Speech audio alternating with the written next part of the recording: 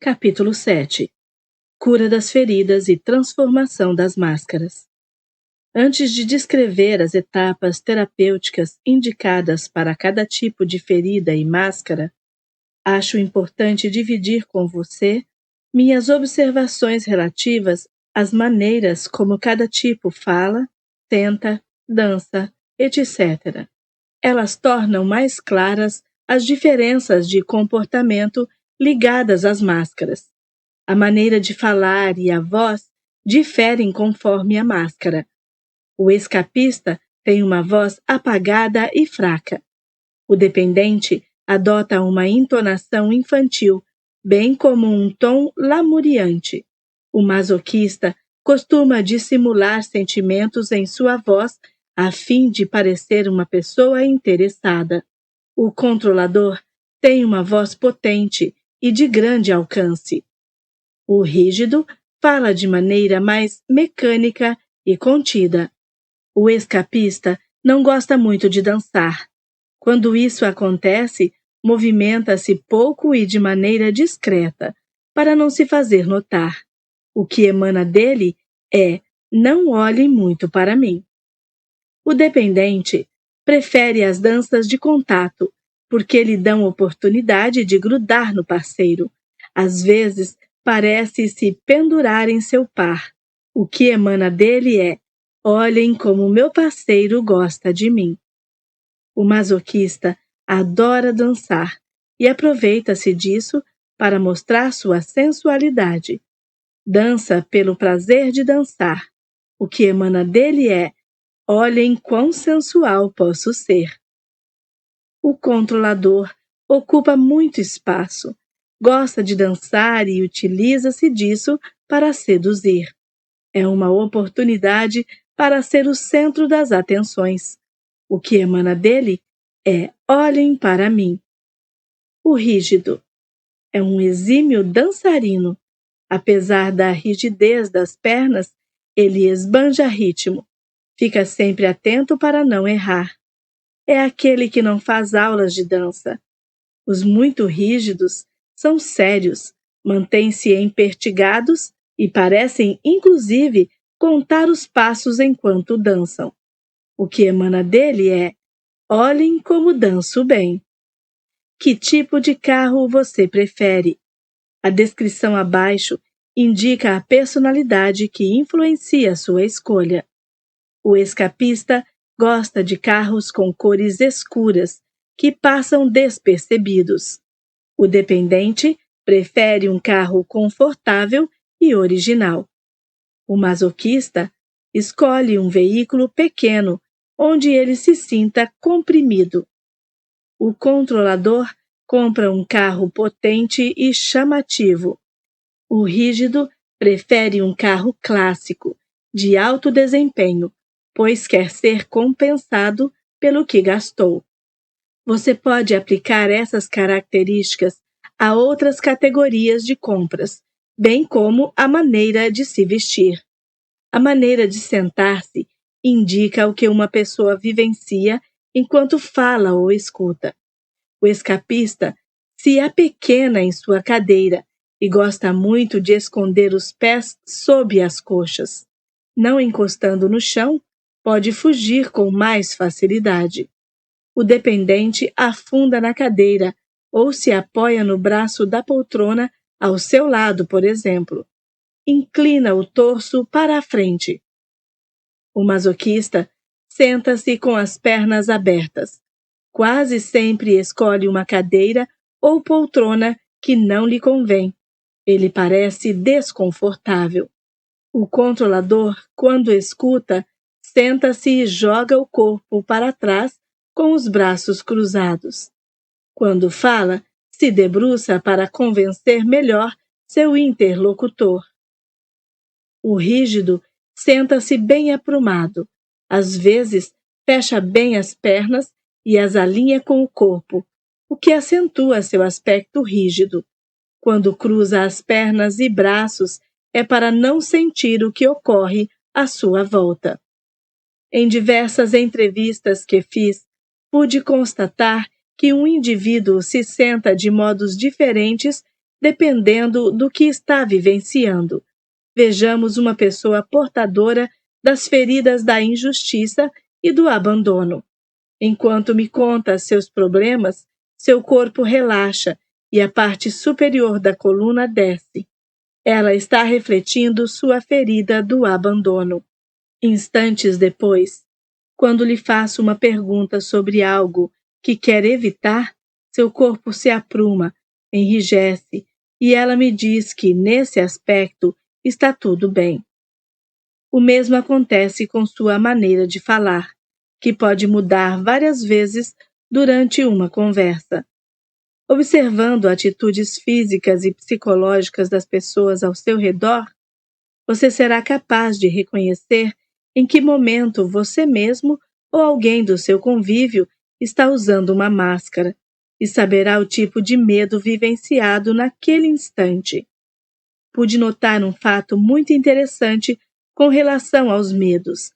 Já mencionei aqui o maior medo de cada tipo de caráter e constatei que a pessoa que veste determinada máscara não se dá conta de seu medo, mas as pessoas à sua volta percebem facilmente o que ela quer a todo custo evitar. O maior medo do escapista é o pânico. Ele não se dá conta disso, pois foge antes de entrar em pânico, e quase sempre evita situações em que isso aconteceria. Em contrapartida, as pessoas ao seu lado percebem sua agitação, pois seus olhos o traem o tempo todo. O maior medo do dependente é a solidão. Ele não a vê, pois faz de tudo para não ficar sozinho. Quando está só, pode fingir que está bem, sem, no entanto, notar que busca ansiosamente alguma ocupação para passar o tempo. Sem a presença física de alguém, a televisão e o telefone lhe farão companhia. Para seus amigos, é fácil ver e sentir esse grande medo da solidão nele, mesmo quando está cercado de pessoas. Seus olhos tristes também o traem. O maior medo do masoquista é a liberdade. Ele se julga livre, pois é muito solicitado pelos outros e dispõe-se a ajudá-los. Muitas vezes, inclusive, faz mais do que lhe pedem. Ele não percebe, contudo, que cria várias imposições ou obrigações que o impedem de escutar as próprias necessidades. Seus amigos e parentes, em contrapartida, veem como ele se sacrifica pelos outros. Seus olhos arregalados para o mundo indicam que está sempre à espreita das necessidades alheias. Os maiores medos do controlador são a dissociação e a renegação.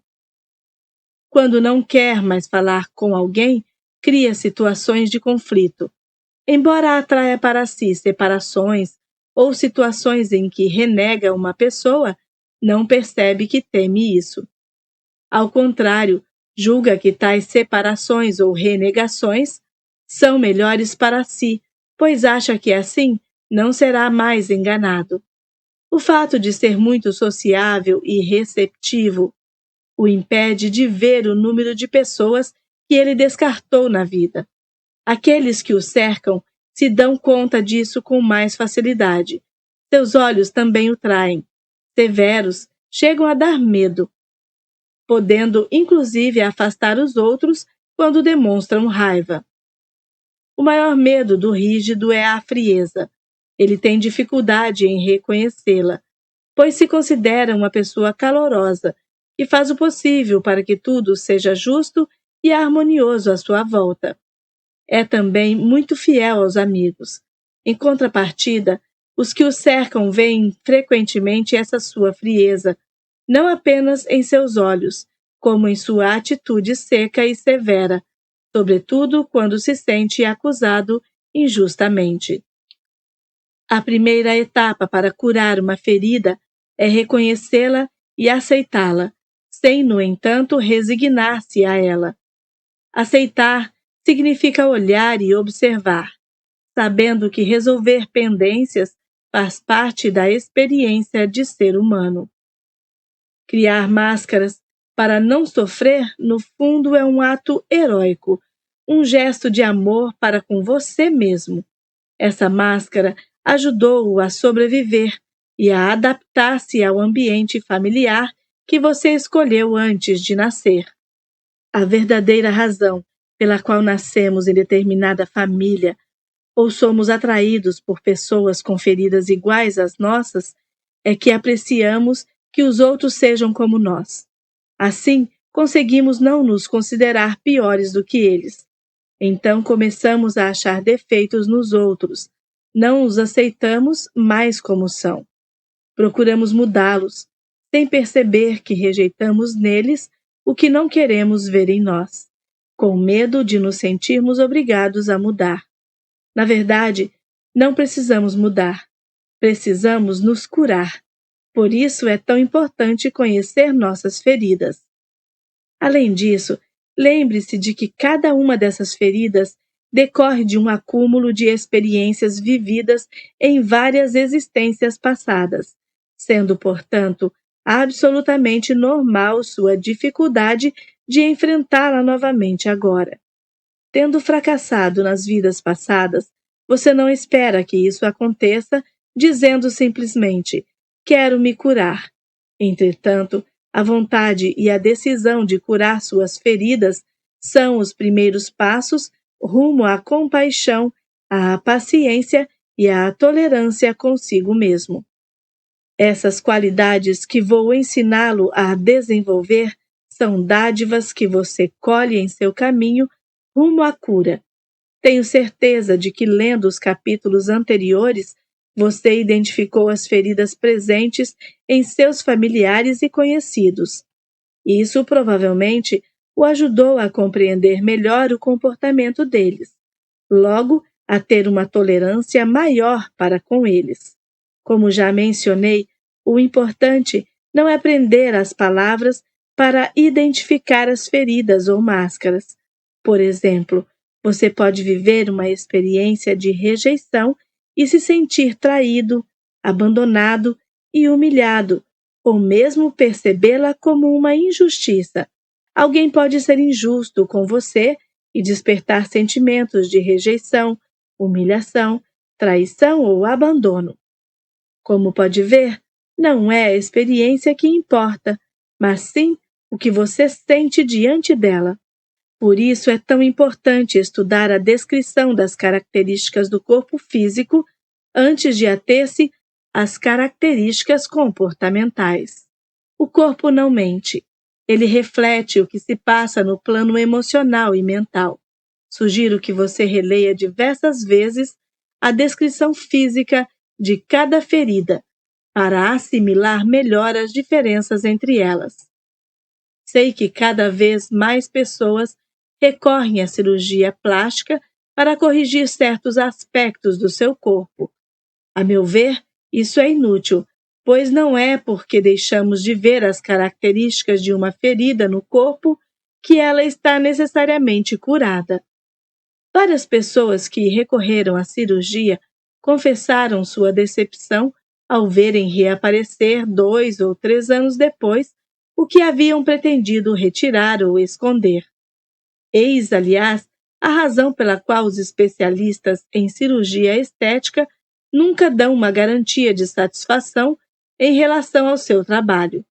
Em contrapartida, se por amor a si mesmo você escolhe cuidar do seu corpo físico por meio da cirurgia plástica, estando consciente de suas feridas e fazendo um trabalho emocional, mental e espiritual, há fortes chances de que ela seja benéfica para você e de que seu corpo a aceite melhor.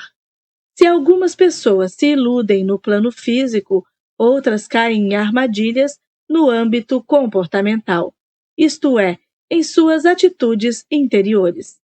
É muito comum isso acontecer nas minhas oficinas, quando explico essa ferida em detalhes. Os participantes se reconhecem fielmente na descrição do comportamento de um tipo, ao passo que seu corpo demonstra uma realidade completamente diferente. Lembro, entre outros casos, de um rapaz de uns 30 anos que me dizia viver a rejeição desde sua mais tenra infância. Sofria por não ter uma relação estável por conta das inúmeras rejeições por que passara. Seu corpo físico, no entanto, não demonstrava qualquer sinal de rejeição. Após um momento, eu lhe disse: tem certeza de que é rejeição que você vivencia e não injustiça? Em seguida, expliquei a ele que seu corpo exibia mais sinais de uma ferida da injustiça.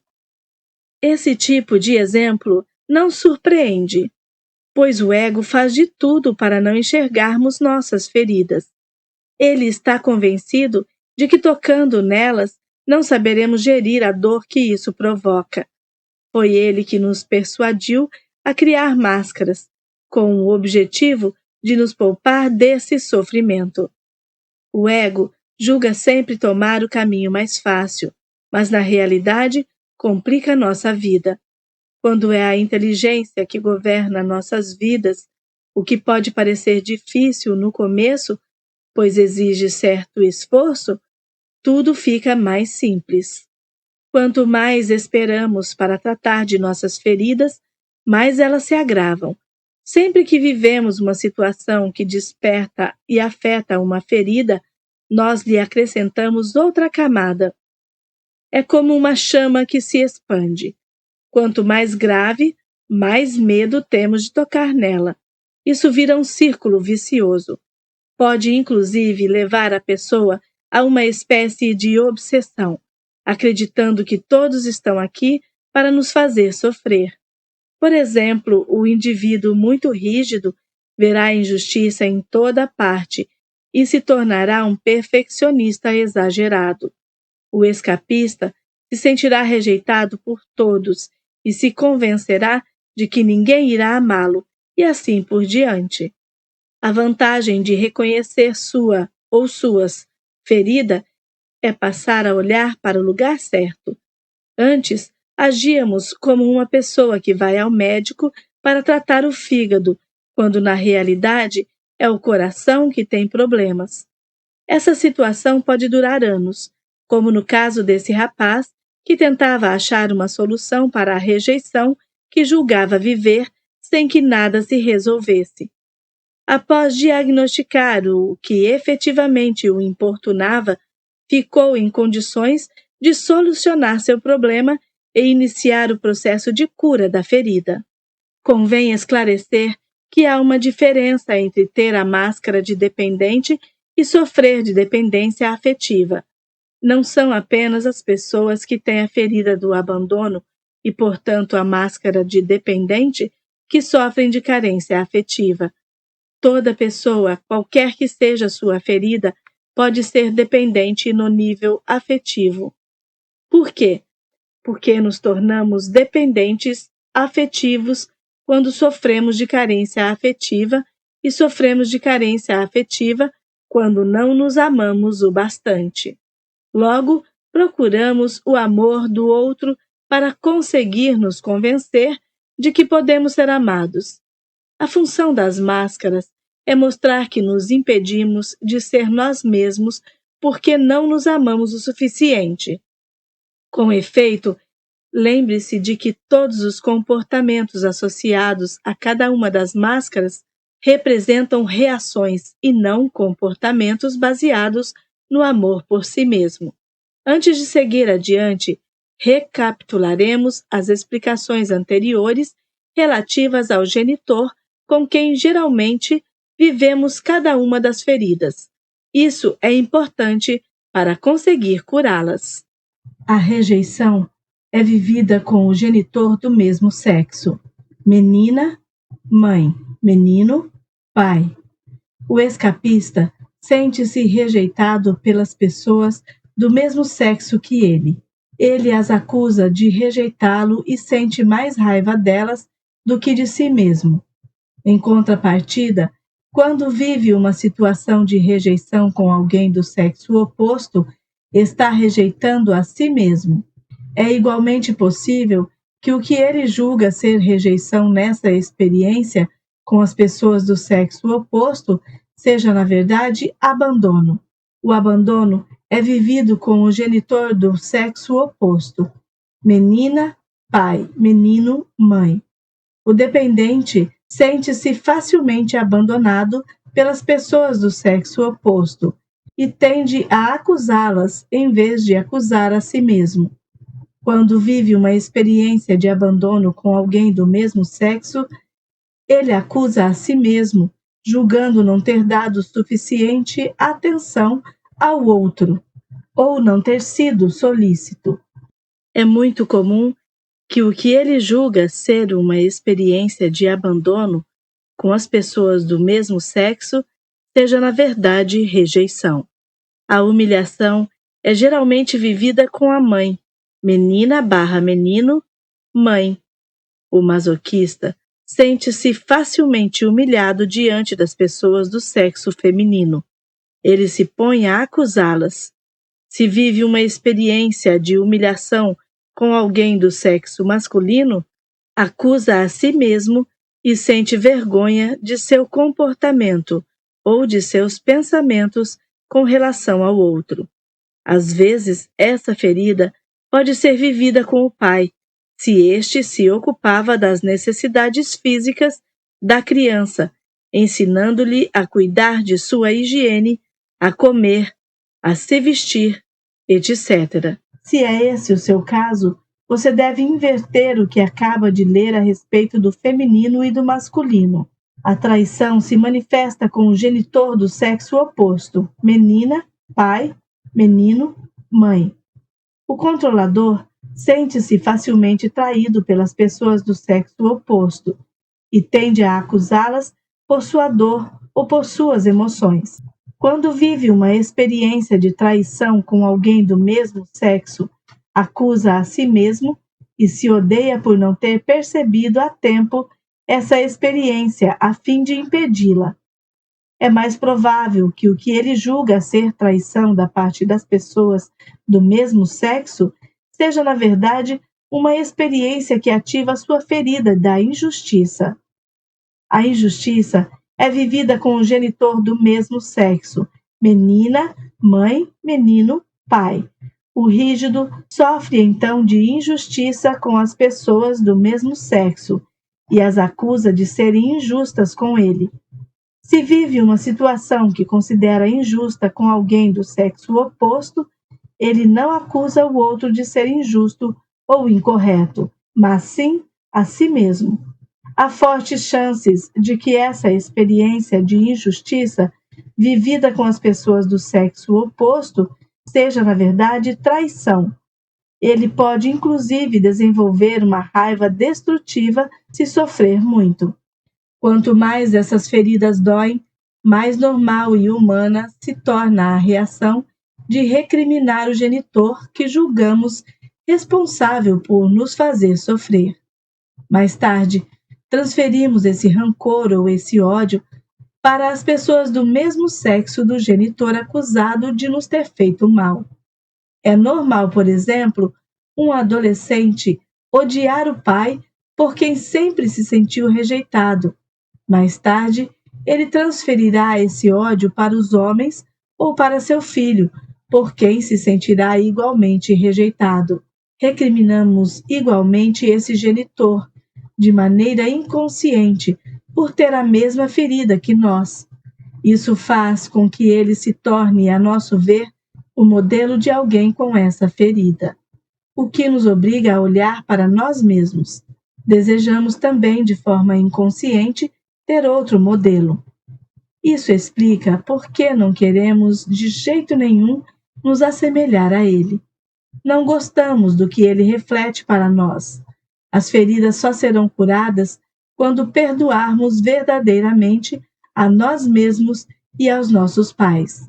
Em contrapartida, quando não importa qual das 5 feridas é vivida com as pessoas do sexo oposto ao genitor, que julgamos responsável por nossa ferida, é a nós mesmos que recriminamos. É em momentos como esse que procuramos nos punir, seja por meio de um acidente ou de alguma coisa que nos faça mal fisicamente. O ser humano acredita na punição como um meio para expiar a culpa. Na realidade, a lei espiritual do amor afirma justamente o contrário. Quanto mais culpados nos julgamos, mais nos castigamos e mais atraímos para nós o mesmo tipo de situação. Isso equivale a dizer que quanto mais nos acusamos, mais revivemos os mesmos problemas. Por conseguinte, sentir-se culpado dificulta o auto-perdão, etapa importante rumo à cura. Além da culpa, é comum nos sentirmos envergonhados quando nos acusamos de ferir um semelhante ou quando os outros nos criticam por lhes termos feito sofrer. Privilegiei o tema da vergonha no capítulo sobre a ferida da humilhação, pois no masoquista é a vergonha o lado mais visível. No entanto, todo mundo sente vergonha num ou noutro momento. Ela é ainda mais intensa quando nos recusamos a aceitar que fazemos os outros sofrerem justamente aquilo que não queremos. Quando graves abusos são cometidos ou a violência prevalece, isso indica que os indivíduos carregam feridas tão intensas que perdem o controle. É por isso que digo: não existem pessoas más neste mundo, apenas doentes. Não se trata aqui de desculpá-las, e sim de aprender a ter compaixão por elas. Condená-las ou acusá-las não irá ajudá-las. Podemos ter compaixão mesmo quando não estamos de acordo. Essa é uma das vantagens de sermos conscientes, não apenas de nossas próprias feridas, mas também das dos outros. Observei que é raro uma pessoa ter apenas uma ferida. No que me diz respeito, já mencionei que tenho duas principais para administrar nessa vida: a injustiça e a traição. Vivencio a injustiça com pessoas do mesmo sexo que eu e a traição com pessoas do sexo oposto. Como a injustiça é vivida com o genitor do mesmo sexo, percebi que quando vivo essa emoção com uma pessoa do sexo feminino, acuso-a de estar sendo injusta. Quando a injustiça vem do sexo masculino, considero-me injusta e sinto raiva de mim mesma. Às vezes, sinto inclusive vergonha, e me acontece também de perceber essa injustiça com os homens como uma traição. Podemos então ver a máscara de controlador e a de rígido no corpo daqueles que, como eu, sofrem de ambas as feridas. Observei também que muitos portam as feridas da rejeição e do abandono ao mesmo tempo. Vestem, por conseguinte, as máscaras de escapista e de dependente. Às vezes, a parte superior do corpo reflete uma ferida e a inferior outra. Em alguns, a diferença é vista nos lados direito e esquerdo. Com o tempo e a prática, fica mais fácil discernir as máscaras ao primeiro relance. Quando confiamos em nossa intuição, nosso olho interno as percebe quase instantaneamente. Quando uma pessoa tem a silhueta correspondente à máscara de controlador e, além disso, seu corpo é flácido, ou ela tem os olhos do dependente, pode-se deduzir que ela vive as feridas da traição e do abandono. Há, evidentemente, muitas outras combinações. Uma pessoa pode ter o corpo mais gordo do masoquista e, ao mesmo tempo, ser empertigada e rígida. Sabemos, portanto, que ela tem as feridas da humilhação e da injustiça. Aqueles que têm o corpo volumoso do masoquista e as pernas curtas e os tornozelos pequenos do escapista são pessoas que sofrem de humilhação e rejeição. É possível que alguns tenham 3, 4 ou mesmo 5 feridas. Uma das 5 pode predominar, enquanto as outras ficam menos evidentes. Ou podem ser todas irrelevantes. Quando uma máscara predomina, é sinal de que a pessoa a utiliza com mais frequência do que as outras para se proteger. Quando a máscara ocupa pouco espaço no corpo da pessoa, isso significa que ela não sente com muita frequência a ferida ligada a essa máscara. No entanto, não é porque uma máscara é dominante que ela exprime a ferida mais importante a ser curada. Com efeito, tentamos esconder as feridas que nos fazem sofrer mais. Já mencionei nos capítulos anteriores que desenvolvemos a máscara de rígido, injustiça, e a de controlador, traição, que são máscaras de controle e força, a fim de esconder a ferida da rejeição, do abandono ou da humilhação. Essa força serve para camuflar o que machuca mais. Daí ser tão frequente ver uma dessas três feridas surgir com a idade, pois o controle tem seus limites. É principalmente a máscara de rígido, graças à sua capacidade de se controlar, que tem a maior possibilidade de esconder outra ferida.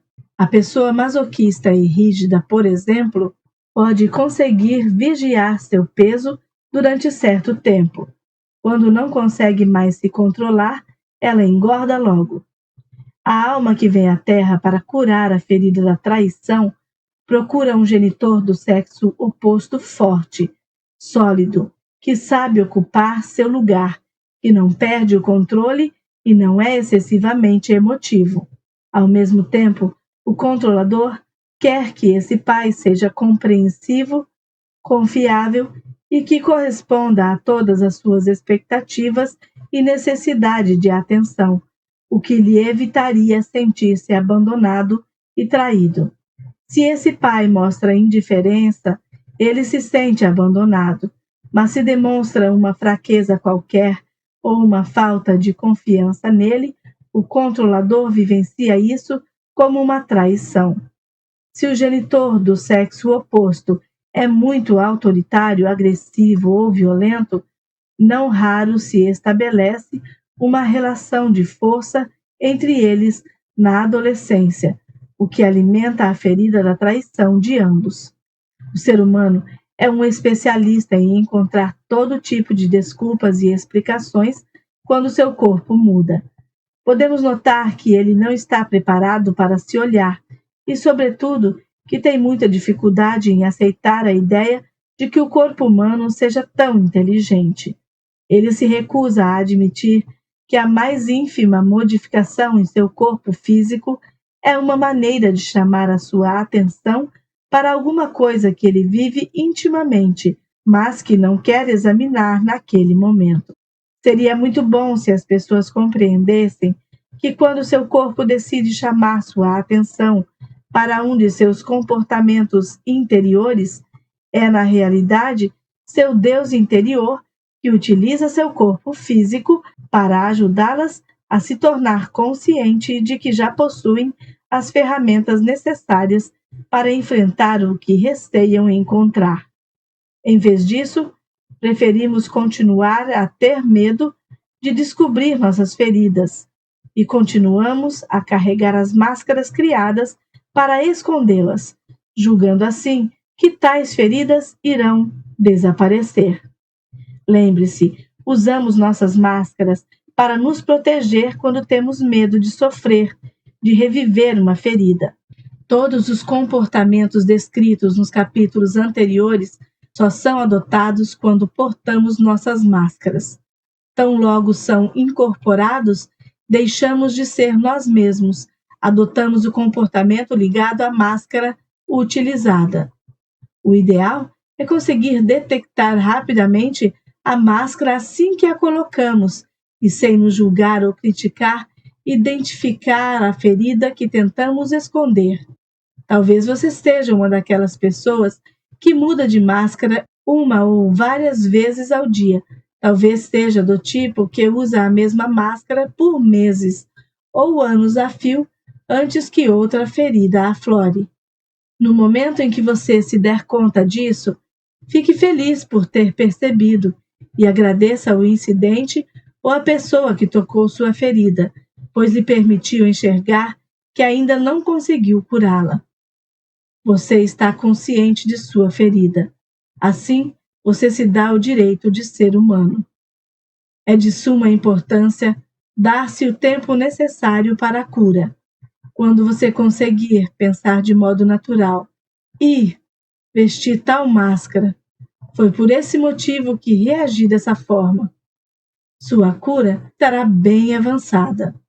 Recapitulo agora a maneira de saber se você ou outra pessoa acaba de colocar uma máscara para se proteger. Quando sua ferida da rejeição está ativada, você veste a máscara de escapista. Esta o leva a querer fugir da situação ou da pessoa com quem você acha que vivenciará a rejeição, temendo entrar em pânico e se sentir impotente. Essa máscara também pode convencê-lo a ficar o mais invisível possível, evitando dizer ou fazer algo que possa fazê-lo ser ainda mais rejeitado pelo outro. Essa máscara faz com que você acredite que não é suficientemente importante para ocupar seu lugar, que não tem o mesmo direito de existir que os outros. Quando sua ferida do abandono é impulsionada, você veste a máscara de dependente. Ela o leva a se comportar como uma criança que procura chamar a atenção com choro, queixa ou submissão, pois acha que não pode conseguir alcançar nada sozinho. Essa máscara lhe fornece os meios para evitar que o abandonem e para obter mais atenção. Pode inclusive convencê-lo a ficar doente ou a arranjar um monte de problemas para atrair o apoio que procura. Quando a ferida da humilhação é despertada, você veste a máscara de masoquista. Esta o faz esquecer suas necessidades para só pensar nas dos outros, sendo uma pessoa boa, generosa e sempre disposta a prestar favores, mesmo que além dos seus limites. Também dá um jeito de assumir as responsabilidades e os compromissos dos que parecem ter dificuldade em cumprir com seus deveres, e isso antes mesmo que lhe peçam algo.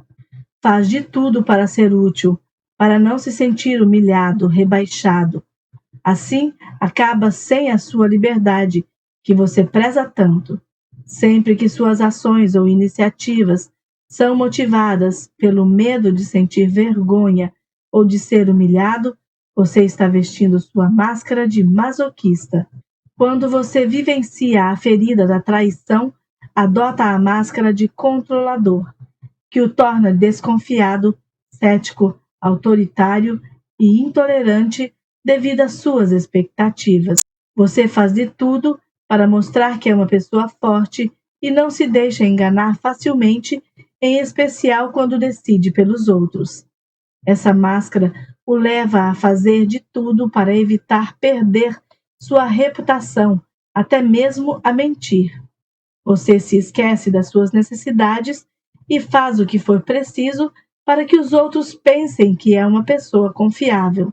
Além disso, essa máscara lhe permite exibir uma aura de pessoa segura de si, mesmo que você não esteja muito confiante em suas próprias decisões ou ações. Quando a ferida da injustiça é ativada, você veste a máscara de rígido, que o torna uma pessoa fria, brusca e seca, no que se refere ao tom de voz e aos movimentos.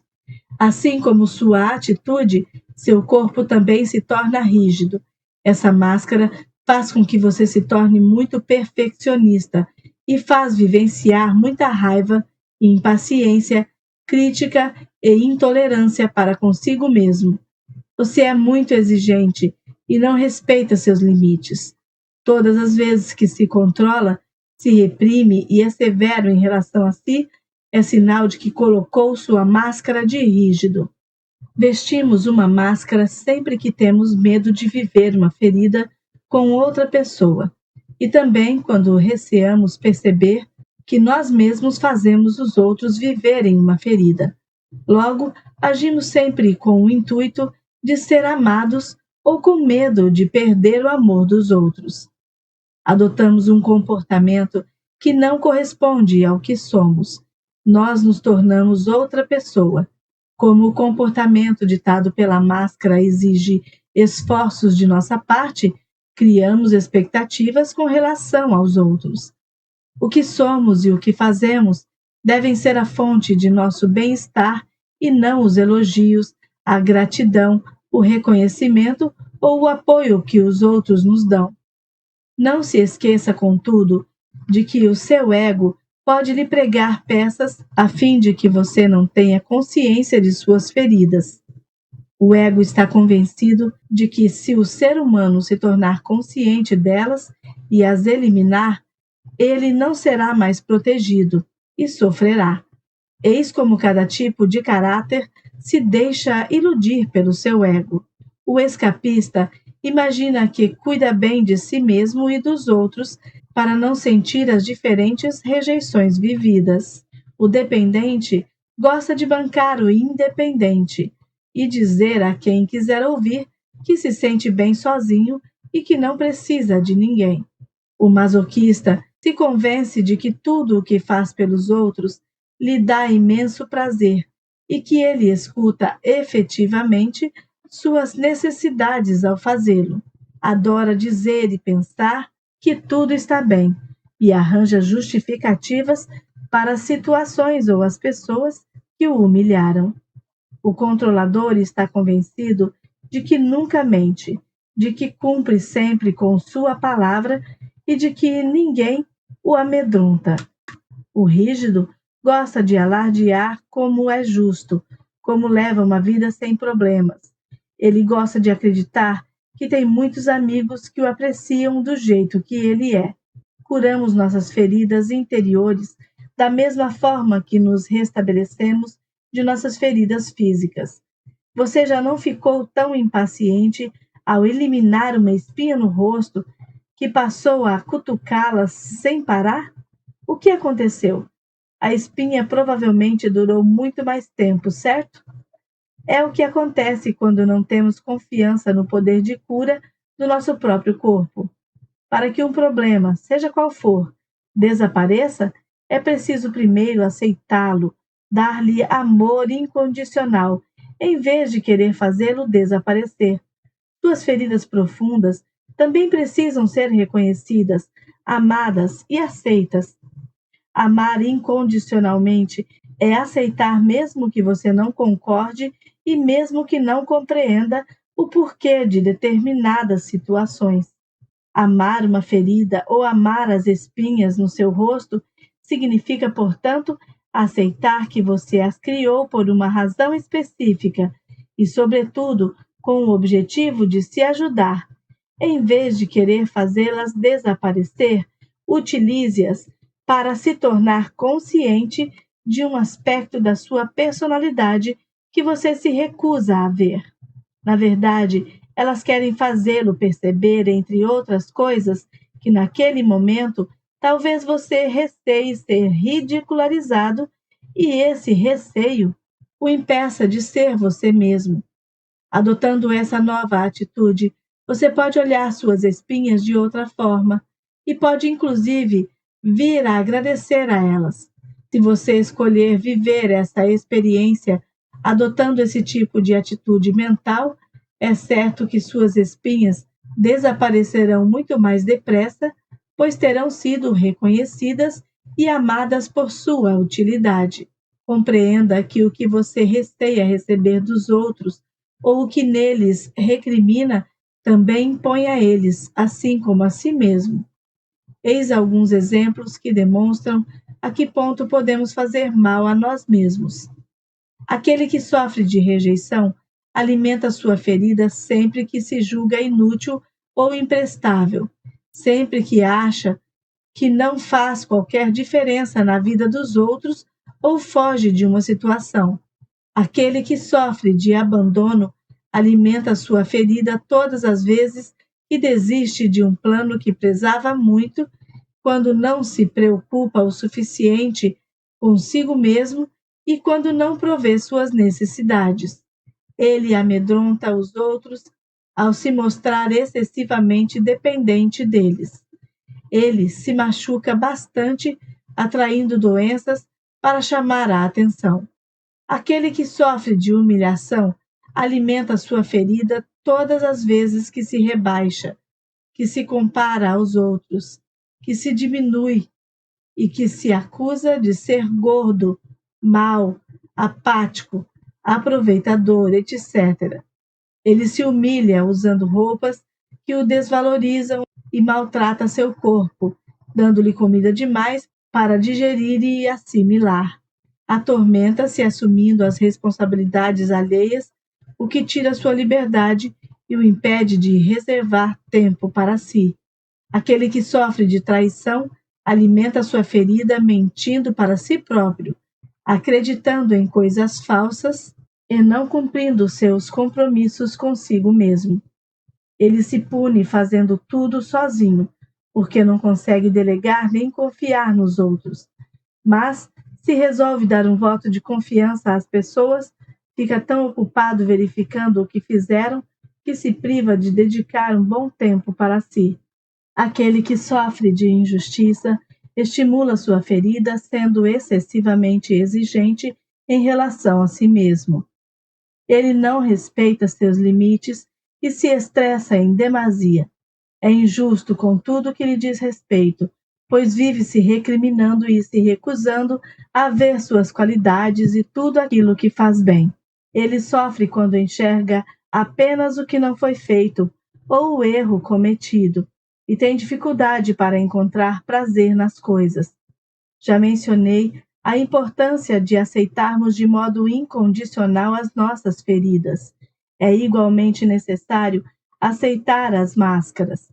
Amar e aceitar uma ferida significa reconhecê-la, saber que você retornou a esta terra para curá-la e aceitar que seu ego quis protegê-lo criando uma máscara.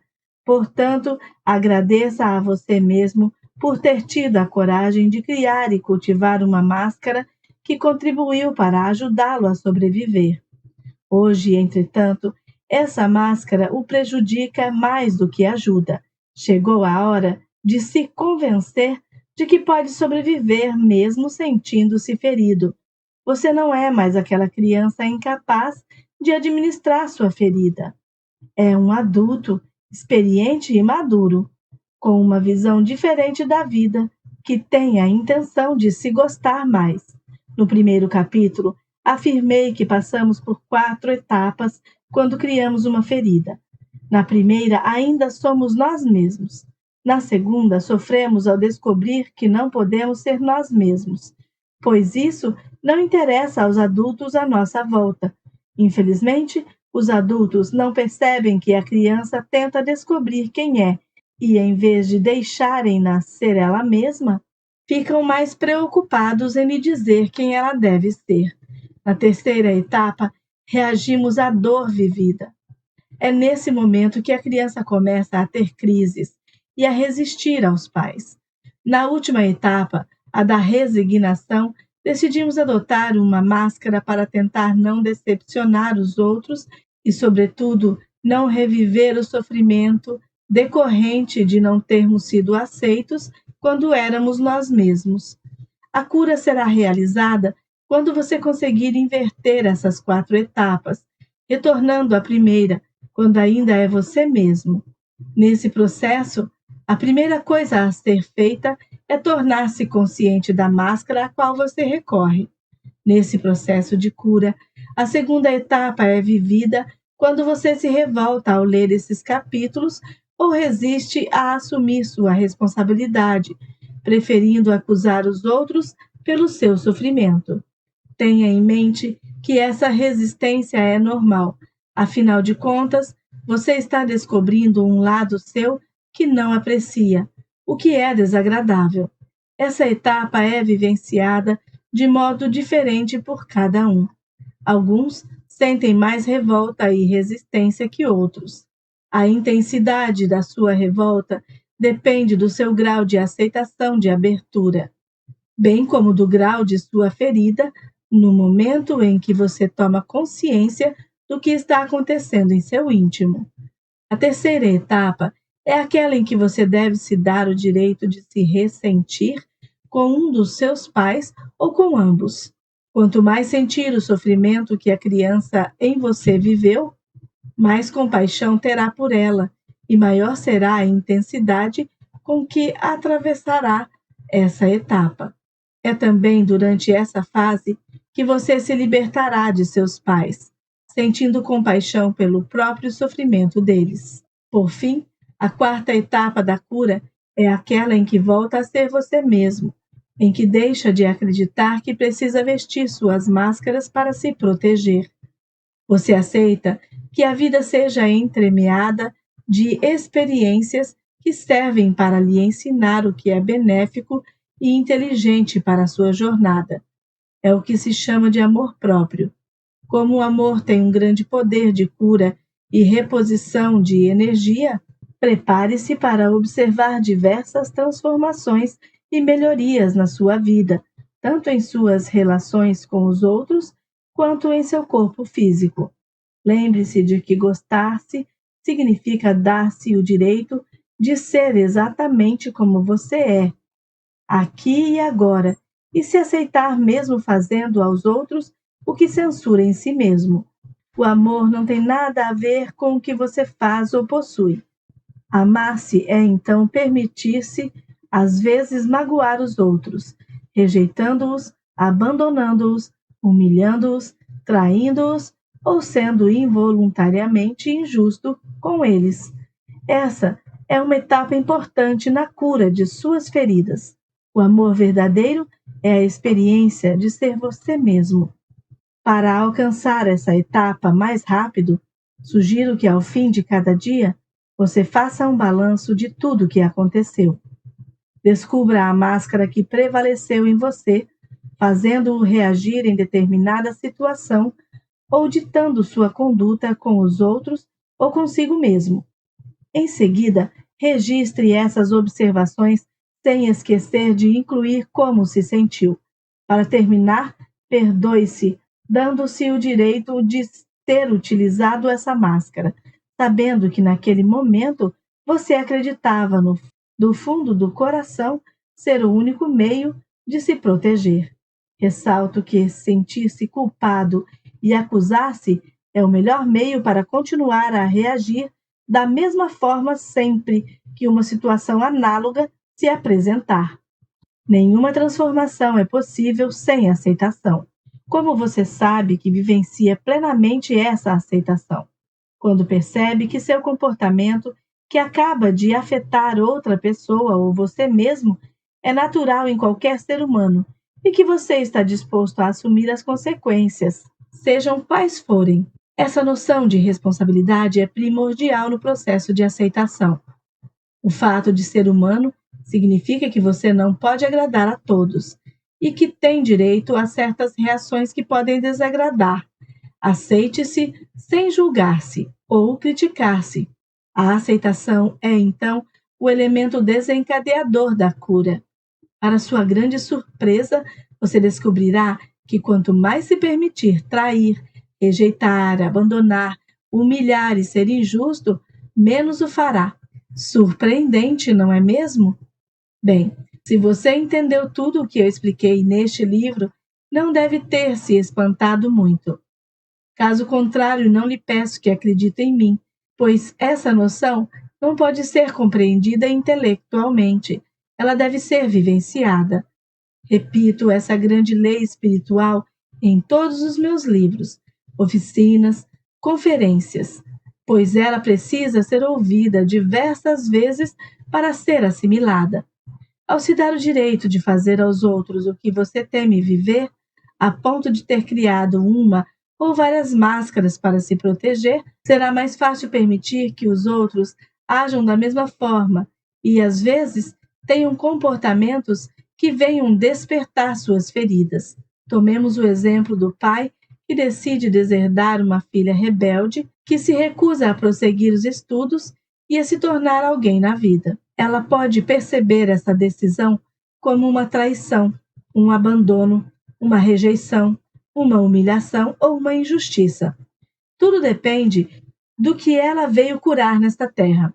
Conheci uma adolescente que viveu essa experiência e a sentiu como uma traição, pois nunca teria imaginado que o pai chegaria a tal extremo. Esperava que ele aceitasse suas escolhas e acabasse admitindo que ela tinha o direito de fazer o que bem entendesse de sua vida. O único modo de ela curar essa ferida e parar de atrair situações em que vive a traição com outros homens é, em primeiro lugar, compreender que seu pai também se sentiu traído por ela. O fato de a filha não corresponder às suas expectativas é uma forma de traição para ele. Ele pensa que ela deveria lhe ser grata por tudo o que fez por ela, tornando-se uma jovem mais responsável e respeitosa. Também espera que um dia ela retorne para lhe pedir perdão e dizer que ele tinha razão. O que se passa entre o pai e a filha nos indica que esse homem viveu esse mesmo tipo de traição com a própria mãe e que esta, por sua vez, a experimentou com ele. Verificando o que nossos pais viveram quando jovens, percebemos que a história se repete de geração em geração, até que um perdão seja obtido. Isso nos ajuda a ter mais compaixão e compreensão em relação a nossos pais. Quando você tiver descoberto suas feridas, sugiro que investigue se seus pais padeceram delas também. Lembre-se de que, embora não tenham necessariamente vivenciado experiências idênticas às suas, eles terão sentido as mesmas feridas e acusado os pais das mesmas coisas de que você os culpa. Esse processo se torna mais fácil quando paramos de nos acusar pelos comportamentos ditados por nossas feridas e aceitamos que isso é parte de nossa condição humana.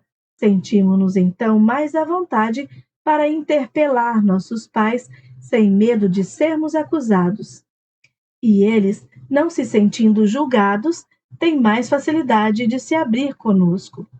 Ao conversar com eles, você os ajudará a consumar seu processo de perdão em relação aos próprios pais, ou seja, seus avós.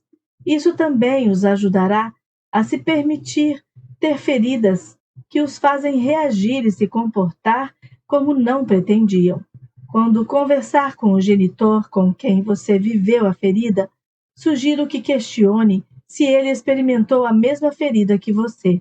Se, por exemplo, você é uma mulher e diz à sua mãe que viveu uma rejeição com ela desde a adolescência, pergunte-lhe se ela se sentiu rejeitada por você. Isso lhe permitirá liberar emoções represadas por muito tempo e quase sempre inconscientes.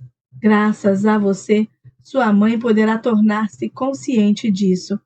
Em seguida, tente fazê-la falar do que ela viveu com a mãe dela. Esse exemplo se dirige igualmente aos homens com seus pais. Ressalto que se você idealizou o pai com quem viveu uma ferida, e principalmente se o considerava um santo, é normal achar difícil recriminá-lo. Pense que, se esse pai era como um santo para você, era provavelmente porque ele tinha a ferida da injustiça e se controlava para não mostrar o que sentia. Em virtude do seu grande devotamento, as pessoas do tipo masoquista também podem passar a imagem de santos. Eis algumas técnicas para você saber se suas feridas estão no caminho da cura. Sua ferida da rejeição está no caminho da cura quando você ocupa cada vez mais o seu lugar, quando ousa se afirmar. Mesmo quando alguém parece esquecer-se de sua existência, você consegue se sentir bem consigo mesmo. Tornam-se raras as situações em que você receia entrar em pânico. Sua ferida do abandono está em vias de desaparecer quando você se sente bem, mesmo estando sozinho e procurando menos atenção. A vida é menos dramática. Você tem cada vez mais vontade de realizar projetos e, mesmo sem o apoio dos outros, consegue ir em frente. Sua ferida da humilhação está diminuindo quando você arranja tempo para observar suas necessidades antes de dizer sim aos outros. Você assume menos responsabilidades e se sente mais livre. Deixa de criar limites para si. É capaz de pedir ajuda sem se julgar importuno ou mesmo chato. Sua ferida da traição está no caminho da cura quando você já não se sente tão mal quando alguém ou alguma coisa vem atrapalhar seus planos. Você relaxa com mais facilidade. Esclareço que relaxar significa deixar de se prender aos resultados, deixar de querer que tudo aconteça de acordo com o nosso planejamento. Você não busca mais ser o centro das atenções.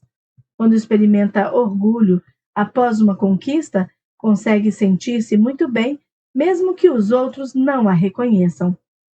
Sua ferida da injustiça está em vias de cura quando você se permite ser menos perfeccionista, cometendo seus erros sem vivenciar a raiva ou a crítica.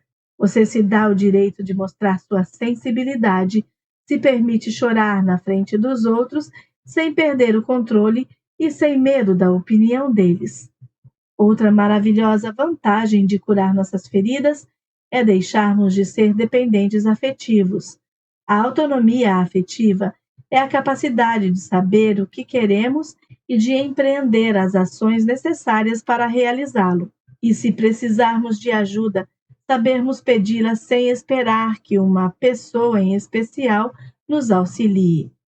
A pessoa autônoma não pensa: o que vai ser de mim sozinha? Quando alguém desaparece de sua vida, passa um mau momento, mas sabe no fundo que pode sobreviver por conta própria. Espero que a descoberta de suas feridas lhe proporcione muita compaixão por você mesmo e que isso o ajude a alcançar uma paz interior maior, vivenciando menos raiva, vergonha e rancor. Reconheço que não é fácil enfrentar o que nos faz mal. O ser humano inventou tantos meios para reprimir suas lembranças dolorosas que é muito tentador recorrer a um deles. Em contrapartida, quanto mais reprimimos nossas lembranças dolorosas, mais elas se alojam em nosso inconsciente. E então, um dia, quando tudo se torna insuportável e atingimos o limite do nosso controle, essas lembranças afloram e nossa dor fica ainda mais difícil de administrar. Enfrentando essas feridas e curando-as, toda a energia que servia para reprimir e esconder nossa dor é finalmente liberada e pode ser utilizada para fins muito mais produtivos, para levarmos a vida que queremos sem deixar de sermos nós mesmos. Não se esqueça de que todos nós estamos neste planeta para nos lembrarmos de quem somos e de que somos todos Deus, vivendo experiências no plano terreno. Infelizmente, esquecemos disso durante o caminho, ao longo de todas as nossas inúmeras encarnações desde o começo dos tempos. Para nos lembrar de quem somos, devemos nos tornar conscientes do que não somos. Não somos nossas feridas. Sempre que sofremos, julgamos ser o que não somos. Quando, por exemplo, você sente culpa porque acaba de rejeitar alguém ou acaba de ser injusto, julga ser a rejeição ou a injustiça. Você não é a experiência. Você é Deus vivendo uma experiência num planeta material. Outro exemplo. Quando seu corpo está doente, você não é a doença. É uma pessoa vivendo a experiência de um bloqueio de energia numa parte de seu corpo, e chamamos essa experiência de doença. A vida é uma série contínua de processos que nos conduzem à nossa única razão de ser, nos lembrarmos de que somos Deus. Para terminar este livro, faço questão de listar para você os aspectos positivos, as forças dentro de nós que estão ligadas aos diferentes tipos de personalidade. Essas forças estão sempre presentes, escondidas em cada um de nós. No entanto, como já mencionei, elas são muitas vezes ignoradas ou mal utilizadas, devido à excessiva importância atribuída às nossas máscaras. Tudo isso para evitar enxergá-las ou senti-las. Mas uma vez curadas as feridas, ou seja, quando voltamos a ser nós mesmos, eis o que podemos deduzir. Por trás do escapista, ferida da rejeição, esconde-se alguém muito capaz, com boa resistência ao trabalho, habilidoso, dotado de boa capacidade de criar, inventar e imaginar. Tem aptidão especial para trabalhar sozinho. Eficiente, pensa em inúmeros detalhes. É apto a reagir diante de emergências. Não precisa dos outros incondicionalmente. Pode muito bem ser feliz sozinho. Por trás do dependente, ferida do abandono, existe alguém habilidoso que sabe muito bem realizar suas demandas. Sabe o que quer, tenaz e perseverante. Não desiste quando está determinado a obter alguma coisa. Tem dom para a comédia, sabe atrair a atenção dos outros, naturalmente engraçado, animado e sociável, reflete a alegria de viver. Capacidade de ajudar os outros, pois se interessa por eles e sabe como se sentem. Aptidão para utilizar seus dons quando os medos estão controlados. Talentos artísticos. Sociável, mesmo assim, precisa de momentos de solidão para repor as energias. Por trás do masoquista, ferida da humilhação, camufla-se alguém audacioso, aventureiro, talentoso em muitos domínios. Conhece as próprias necessidades, é sensível às necessidades dos outros e também é capaz de respeitar a liberdade de cada um. Bom mediador, conciliador, é jovial, gosta do prazer e deixa os outros à vontade. É de natureza generosa, solícita e altruísta. Talento organizador, reconhece os próprios talentos. Sensual, sabe desfrutar do amor. De grande dignidade, demonstra orgulho. Por trás do controlador, ferida da traição, esconde-se alguém que possui qualidades de líder. Com sua força, sabe ser tranquilizador e protetor. Muito talentoso e sociável. Grande capacidade de falar em público. Aptidão para perceber e valorizar os talentos dos outros, ajudando-os a adquirir mais confiança em si mesmos. Capacidade de delegar, o que ajuda os outros a se valorizarem. Entende rapidamente como os outros se sentem e distensiona o ambiente, fazendo-os rir. Capaz de administrar várias coisas ao mesmo tempo. Toma decisões rapidamente, encontra aquilo de que precisa e se cerca das pessoas certas para entrar em ação. Capaz de grandes performances em diversos níveis. Confia no universo e em sua força interior. Consegue relaxar completamente. Por trás do rígido ferida da injustiça, se esconde alguém criativo, com muita energia e dotado de grande capacidade de trabalho.